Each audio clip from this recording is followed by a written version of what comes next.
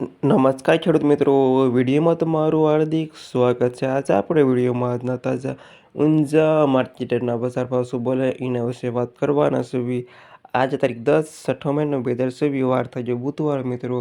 જાણી લેવી આજના તાજા બજાર ભાવ। ખાસ વિડીયો લાઈક આપીને પ્લીઝ શેર અને સબસ્ક્રાઈબ કરવાનું અવશ્ય ન ભૂલતા।